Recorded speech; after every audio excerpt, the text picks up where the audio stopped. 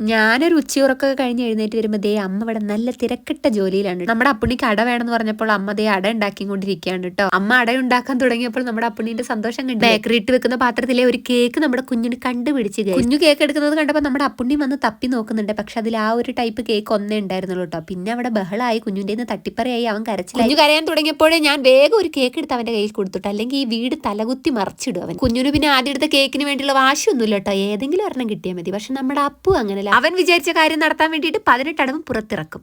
പിന്നെ അതേ അമ്മ അട ഉണ്ടാക്കാൻ വേണ്ടി തുടങ്ങിയിട്ടുണ്ട് കേട്ടോ. വാഴയിലയിലാണ് നമ്മൾ അട ഉണ്ടാക്കുന്നത്. അടയാകുന്നത് വരെ വെറുതെ നിൽക്കണ്ടല്ലോ, കുറച്ച് ഡാൻസ് ആയാലോ. മഴയുടെ കാര്യം പിന്നെ പ്രത്യേകിച്ച് എടുത്തു പറയണ്ടല്ലോ, അമ്പിനും വില്ലിനും അടുക്കുന്നില്ല. നമ്മൾ നടക്കുന്ന വഴിയുടെ അവസ്ഥ കണ്ടില്ലേ, ചളിപിളെന്നാണ് കേട്ടോ. പിന്നെ ഈ മഴയത്ത് ഈ ചളിയും താണ്ടി ഞാൻ അങ്ങോട്ടാ പോകുന്നതെന്നല്ലേ, നമ്മുടെ തോട് എന്താ അവസ്ഥ എന്ന് നോക്കാൻ വേണ്ടിയിട്ടാണ്. പാലത്തിന്റെ കാര്യത്തിൽ ഏകദേശം തീരുമാനമായിട്ടോ. നമ്മൾ പിടിച്ച് നടക്കാൻ വേണ്ടി വെച്ച ആ ഒരു മുളയെല്ലാം പോയിട്ടുണ്ട്. എന്തായാലും ഇങ്ങനത്തെ 2 മഴയും കൂടെ പെയ്തിട്ടുണ്ടെങ്കിൽ നമ്മുടെ പാലം പോകും. അങ്ങനെ പാലത്തിന്റെ അവസ്ഥ മനസ്സിലാക്കി മനസ്സ് നിറഞ്ഞു വരുമ്പോഴാണ് നല്ല അടയുടെ മണം കേട്ടോ.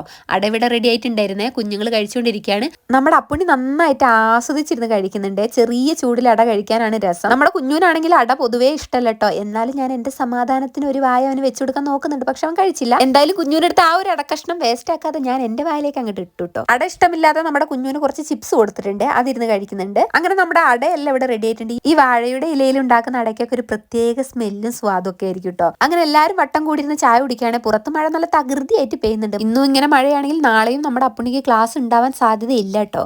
അങ്ങനെ ഞാനും ചായ കുടിക്കുകയാണ്. അപ്പം വീഡിയോ വിശേഷത്തിലുള്ള പുതിയൊരു വീഡിയോ ആയിട്ട് കാണാം. Tata bye bye, see U.